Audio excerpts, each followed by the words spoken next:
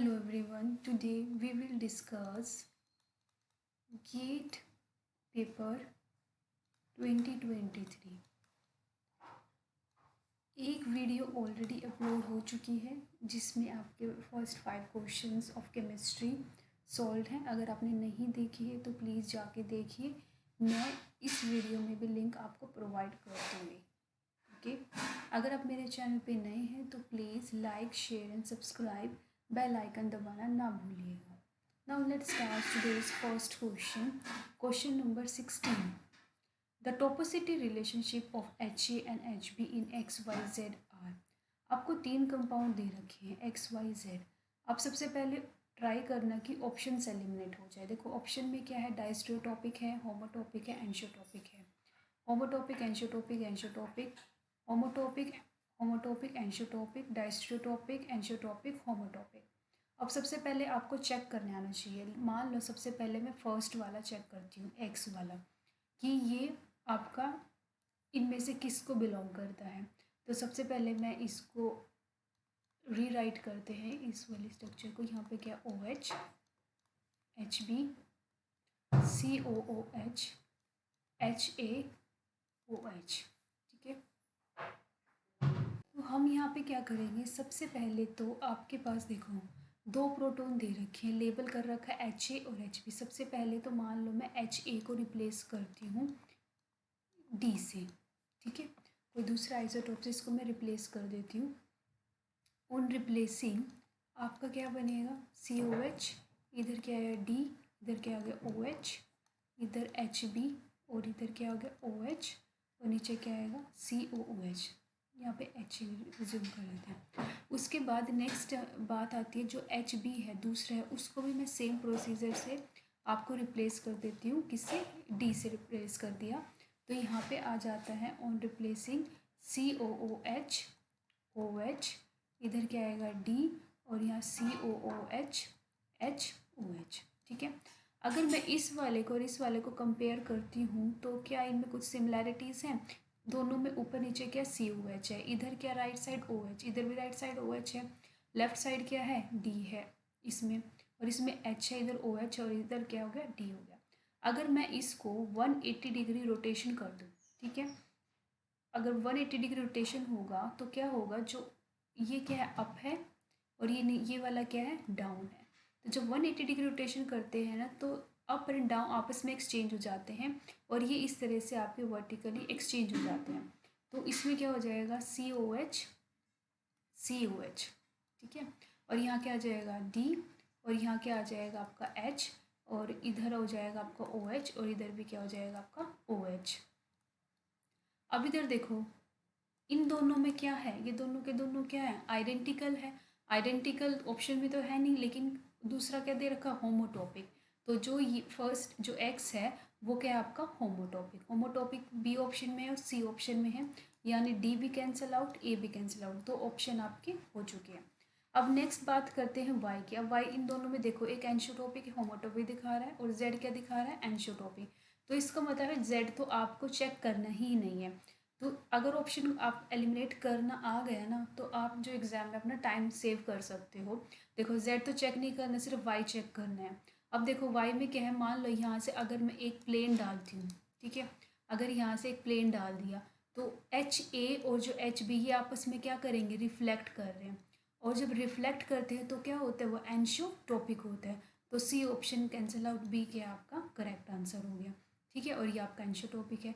और इस वाले में भी अगर देखना चाहो तो इस तरह से देख सकते हो, अगर इसमें प्लेन डलेगा, इसका जो प्लेन डलेगा ना वो इस तरह से डलेगा पूरे उसमें, यहाँ पे इस तरह से प्लेन डलेगा, जिसकी वजह से HA और HB आपस में क्या करेगा, रिफ्लेक्ट करेंगे, क्योंकि एक क्या है अबो द प्लेन और एक क्या बिलो द प्लेन है, ये आपस में रिफ्लेक्ट करेंगे। तो कैसे शो करेंगे, एंशियोटॉपिक। तो बी आपका क्या हो जाएगा इसका राइट आंसर। नेक्स्ट क्वेश्चन क्या है, the compound P was prepared based on a 4-component reaction at room temperature in methanol, the required starting material for the synthesis। आपको प्रोडक्ट दे रखा है और ये बताना है, इसका पाथ बताना है सारा का सारा। ठीक है, तो आपको क्या करना है, इन टाइप्स के क्वेश्चंस में सबसे पहले वही सबसे पहला काम क्या है, ऑप्शन को एलिमिनेट करना। जो आपको प्रोडक्ट गिवन है ना उसमें को ध्यान से देखना है, कनेक्टिविटी देखनी है। एक तो ये होता है हम कई बार नंबर ऑफ कार्बन काउंट करके भी आप एलिमिनेट कर सकते हैं ऑप्शन, और एक इनकी कनेक्टिविटी देखने की, कार्बन का नाइट्रोजन के साथ बॉन्ड बन रहा है या कार्बन कार्बन का बन रहा है जो अटैच है, तो वहाँ से भी आपका एलिमिनेट हो सकता है। अब इधर देखो इस वाले केस में, अब देख यहाँ पे जो लास्ट वाला ऑप्शन दे रखा है एक 6 मेंबर की रिंग के, यहाँ कार्बन से क्या लगा nitrogen, carbon carbon carbon nitrogen, इसका मतलब इनमें से दो तो कैंसल आउट होने ही होने हैं। अब ये देखो, अब ये वाला ही तो ये रिंग है ना, यही वाली, ये किससे कनेक्ट है, यहाँ से कार्बन से नाइट्रोजन रिंग है प्रोडक्ट में, तो ये कार्बन से नाइट्रोजन और ये क्या कार्बन टू कार्बन, ये ऑप्शन एलिमिनेट हो गया, और इधर भी डी वाला भी ऑप्शन क्या हो गया, एलिमिनेट हो गया। सी वाला बच गया, सी में क्या है कार्बन नाइट्रोजन कार्बन नाइट्रोजन और इसमें क्या है फर्स्ट वाले में भी कार्बन नाइट्रोजन कार्बन नाइट्रोजन, तो आपका ए हो सकता है और सी हो सकता है। ठीक है, फिर आपको क्या करना है, फिर आप उसको मैकेनिज्म आप करके देख सकते हो मोटा मोटा आइडिया लेके। अब इधर देखो यहाँ पे 1 2 3 4, फोर्थ पे क्या हो रहा है नाइट्रोजन, यहाँ पे क्या आ रहा है 1 2 3 4, फोर पे क्या है नाइट्रोजन। अब इसके मैकेनिज्म देख सकते हो, जो नाइट्रोजन के जो लोन पेयर है वो आपके अटैक किस पे करेंगे, PHCOOH है, ये किस पे अटैक मारेंगे कार्बन ग्रुप पे, ये और आपका ऊपर चला जाएगा। ठीक है, अब एक चीज़ और ध्यान में देनी है, अब अपने अकॉर्डिंग मैकेनिज्म नहीं कर सकते। अब देखो अपने अकॉर्डिंग मैकेनिज्म करें, ये देखना है कि यहाँ पे क्या कनेक्टिविटी हो रखी है प्रोडक्ट में। अगर हम डायरेक्टली देखो इसकी रिएक्शन किस PHCHO के साथ करते हैं, तो क्या हमारा यही मतलब जो प्रोसेस चल रहा है प्रोडक्ट मिलेगा, क्या वही मिलेगा जो प्रोडक्ट में नहीं। तो इसका मतलब क्या है, सबसे पहले किसके साथ रिएक्ट करेगा, इस वाले के साथ रिएक्ट करेगा, ये है आपका CH3COOH।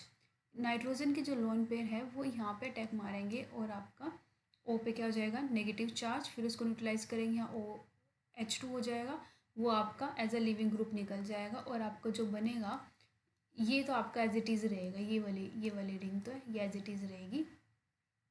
ठीक है, ये आप ये आपकी इस तरह से रहेगी, ये 5 मेंबर की रिंग है, ये तो आपका एज इट इज़ ही चलेगा। यहाँ पे क्या आएगा नाइट्रोजन, नाइट्रोजन के ऊपर पॉजिटिव चार्ज, और इधर COO, और इधर क्या आ जाएगा Me आ जाएगा। अब नाइट्रोजन पे क्या है पॉजिटिव चार्ज। अब उसके बाद यहाँ पे ये मारेगा अटैक PHCOOH पे, और इधर जाएगा अटैक, और ये आपका नाइट्रोजन कनेक्ट होगा कि देखो यहाँ पे नाइट्रोजन कार्बन के साथ क्या है बॉन्ड बना रहा है प्रोडक्ट में CO के साथ, और यहाँ पे भी ये क्या बनेगा इसका बॉन्ड बनेगा, यहाँ आ जाएगा COO। ठीक है, तो ये कनेक्टिविटी क्या हो रही है आपकी ठीक जा रही है, ठीक जा रही है। और यहाँ पे क्या हो रहा था PHCH2NH2 है, तो ये वाला प्रोडक्ट नहीं बनेगा, C is the not correct answer, A will be the right answer. ठीक है, उसके बाद नेक्स्ट क्वेश्चन है the major product form in the following reaction. ये जो रिएक्शन है ये आपका जो पाथ फॉलो करता है फ्री रेडिकल मैकेनिज्म से करेगा, फ्री रेडिकल। अब एक चीज़ का ध्यान रखना, एक बार पेपर में क्वेश्चन पूछा जा चुका है नेट और गेट में, मतलब थोड़ा बहुत चेंज होता रहता है, कॉन्सेप्ट वही रहता है। इस पूरे के पूरे रिएजेंट की जगह आपको अगर इस ये वाला दे रखा हो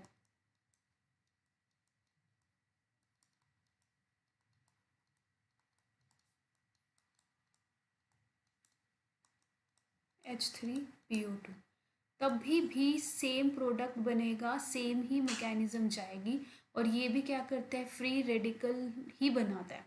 ठीक है, फ्री रेडिकल मैकेनिज्म को ही फॉलो करता है। और एक चीज़ मैंने बताया था, जो फ्री रेडिकल मैकेनिज्म होती है उसको हम प्रेफर किसको करते हैं, 5 मेंबर रिंग को प्रेफर करते हैं as compare to 6 member ring को। ठीक है, तो आप देख लो अब ब्रेक किसको करोगे, अब यहाँ पे देखो सब ऑप्शंस को देख लो, सब में क्या एक में 6 मेंबर रिंग बनी हुई है, 5 6 और 5, ओब्वियसली 6 6 वाली तो आपकी क्या होगी कैंसिल आउट ही हो जाएगी, यस और नो। और फिर बचा आपका A और D। अब इसको आप देख सकते हो, सॉरी A कैंसिल आउट होगा, ये नहीं होगा क्योंकि ये 6 मेंबर रिंग बनी हुई है, सॉरी 5 मेंबर रिंग बनी हुई है, 6 6 वाली 5 5 वाली आपकी बच गई।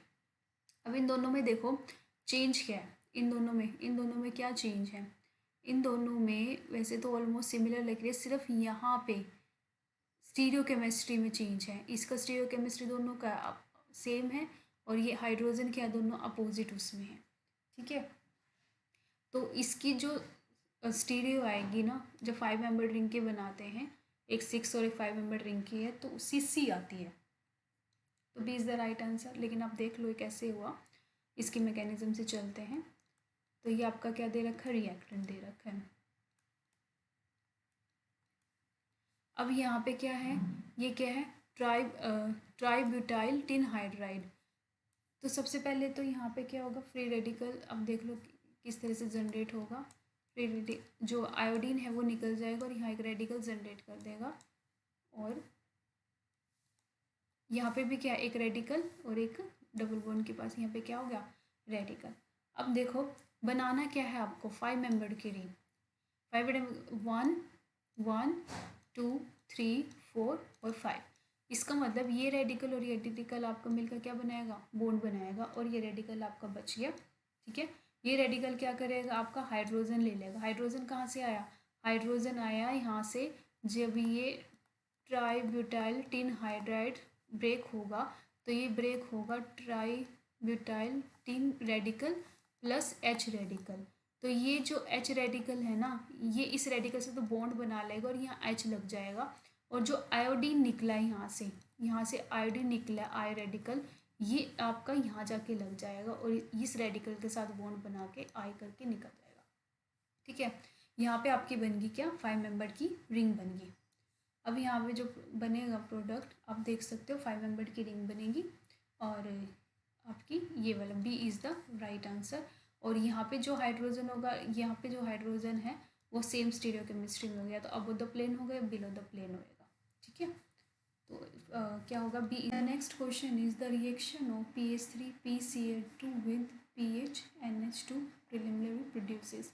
ये क्या है, PHNH2, ये मैं इस तरह से लिख सकती हूँ, PHNH2। अब क्या समझ में आया, ये क्या है, एनिलीन, ठीक है। आपको इसकी रिएक्शन पता होनी चाहिए। अगर मैं इसकी ओवरऑल रिएक्शन लिखूँ, तो जो इसकी ओवरऑल रिएक्शन है आपकी वो होती है PH3PCl2 प्लस PHNH2, और ये आपका देता है PH3P double bond NPH plus HCl, ठीक है, प्लस HCl। तो आप ऑप्शन देख सकते हो क्या है, PH3P। अब इज़ द राइट आंसर। इसमें एक PH है, एक PH है, इसमें 2 है, तो ये कैंसिल आउट हो गया, first will be the right answer. अगर आप इसकी मैकेनिज्म के थ्रू जाना चाहते हो, तो ये 2 स्टेप में रिएक्शन होती है, मैकेनिज्म रिएक्शन।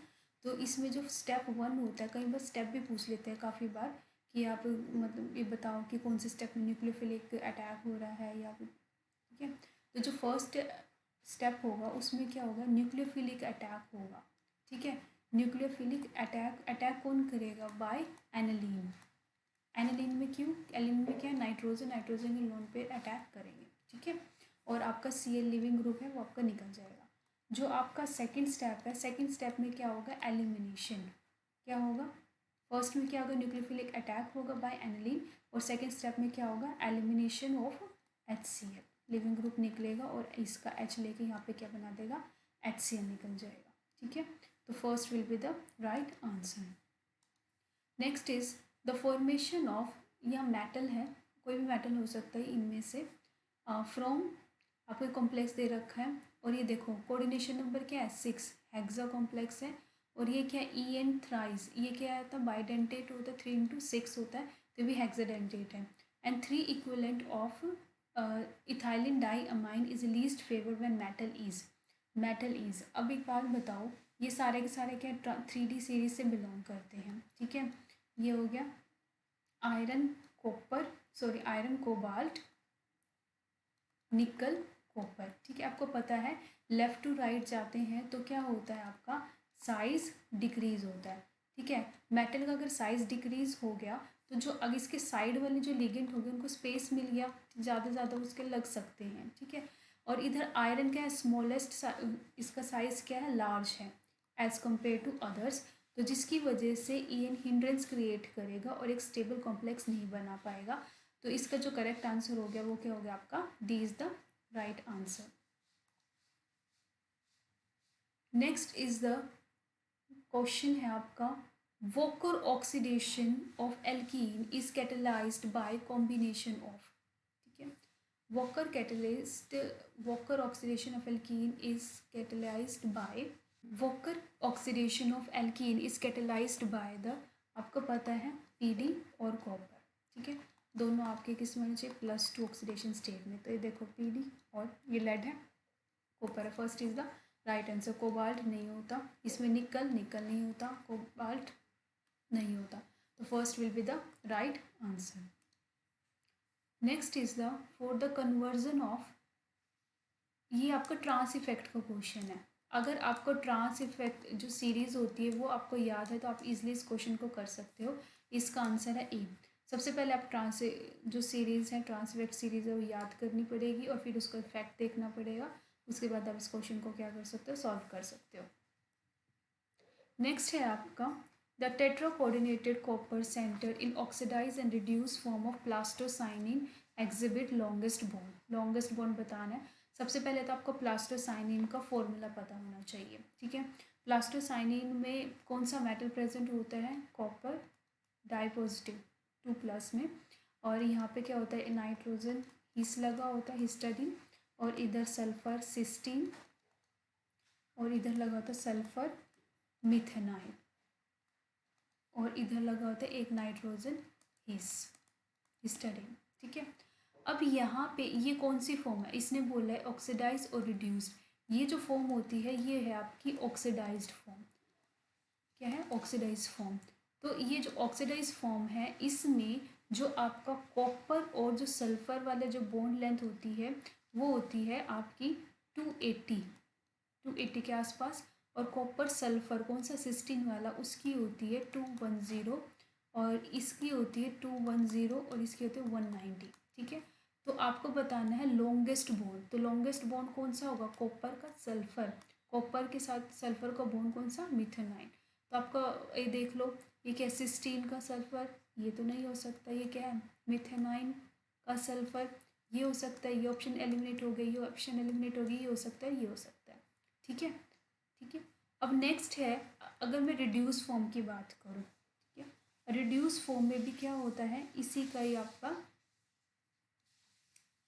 यही वाला बॉन्ड क्या होता है, लॉन्गर होता है, और उसमें हो जाता है इसका, मैं इसे में बना के दिखा देती हूँ।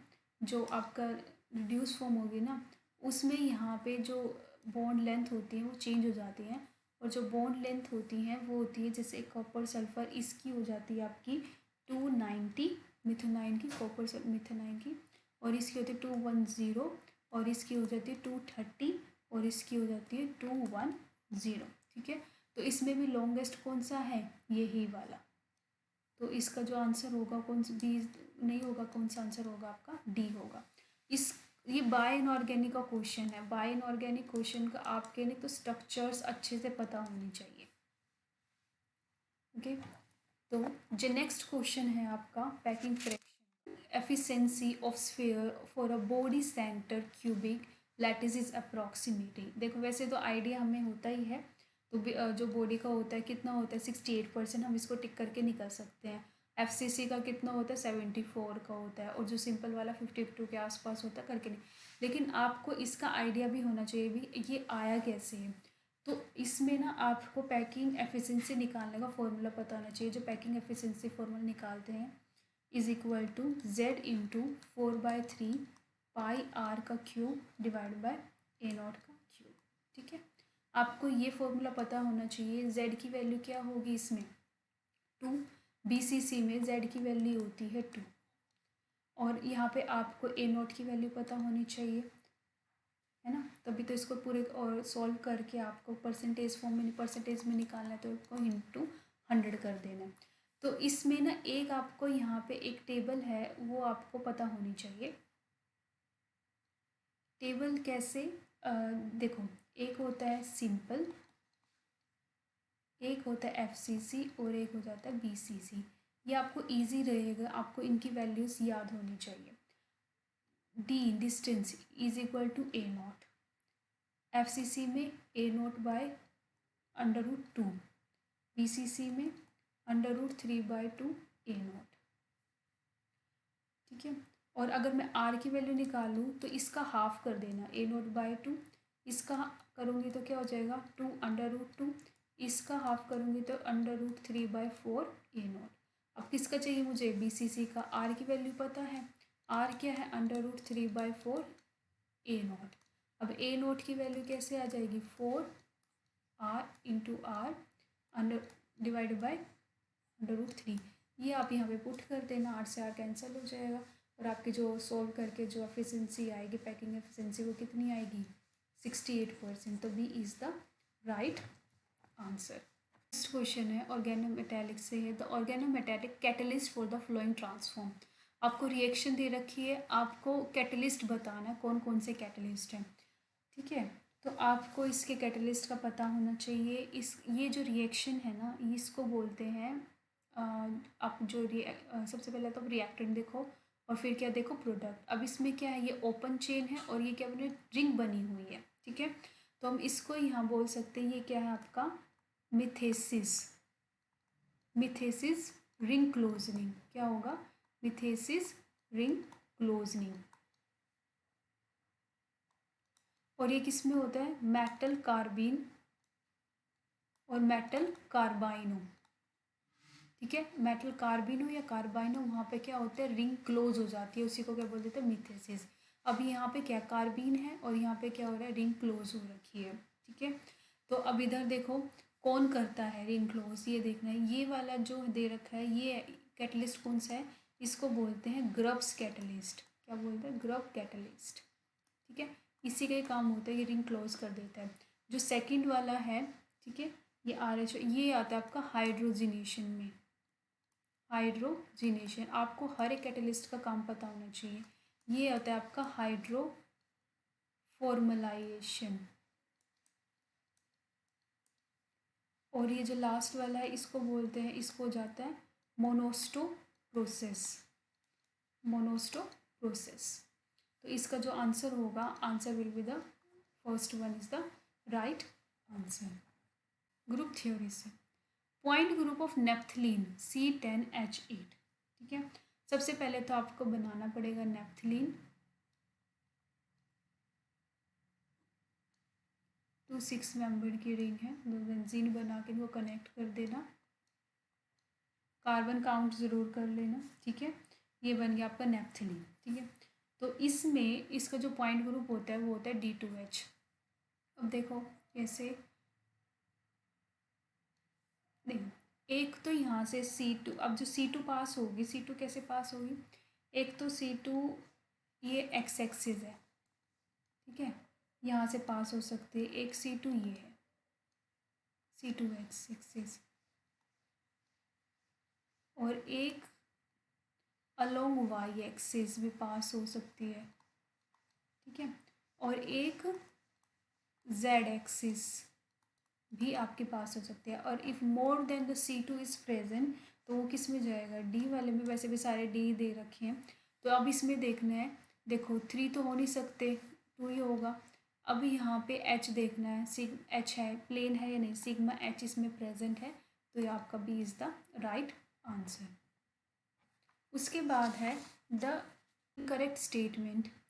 फर्स्ट है आपका 0 point energy of quantum mechanical harmonic oscillator of frequency is.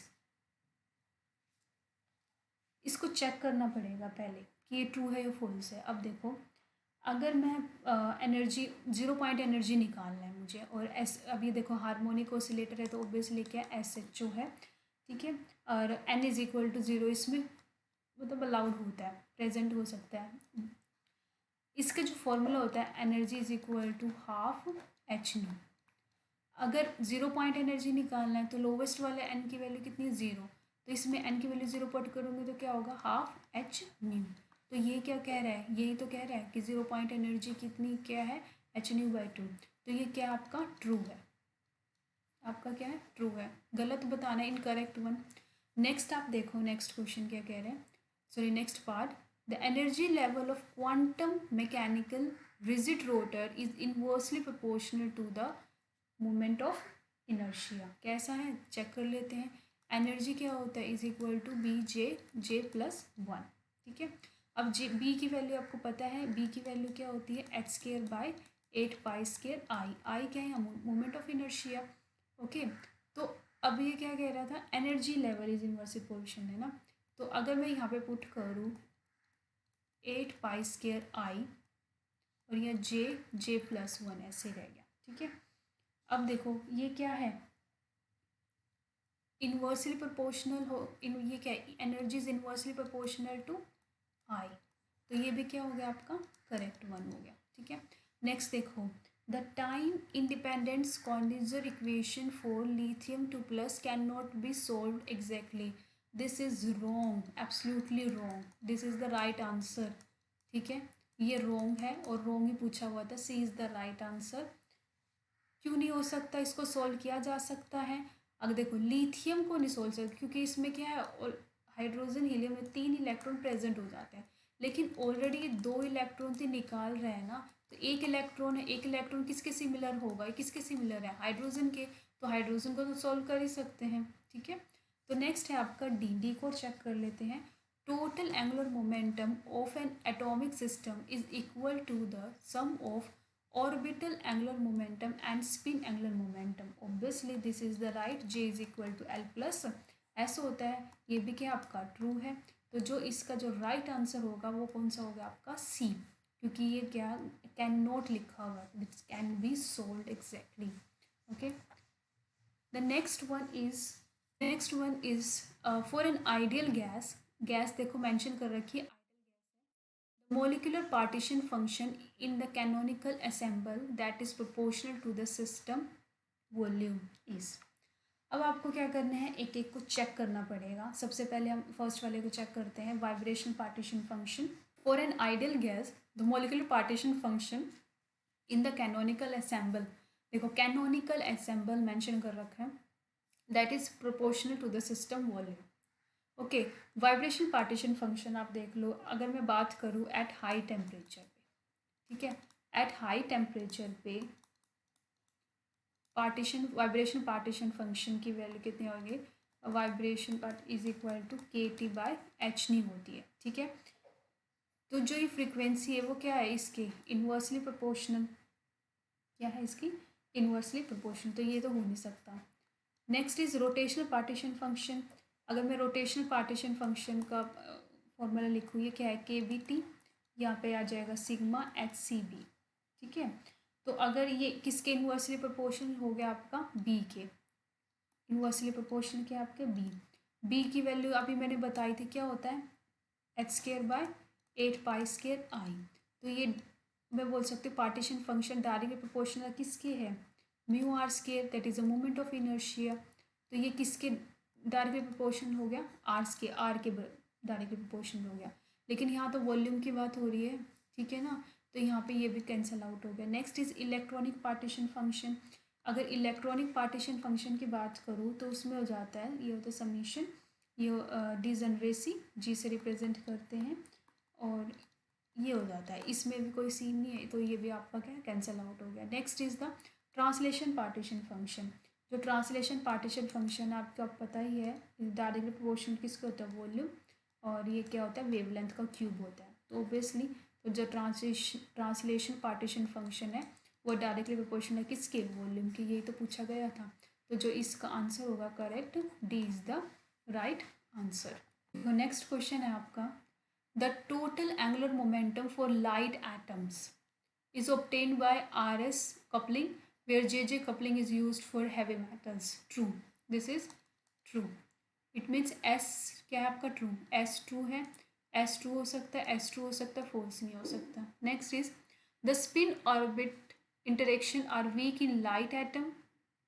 True. And strong in heavy atom. ये भी true है.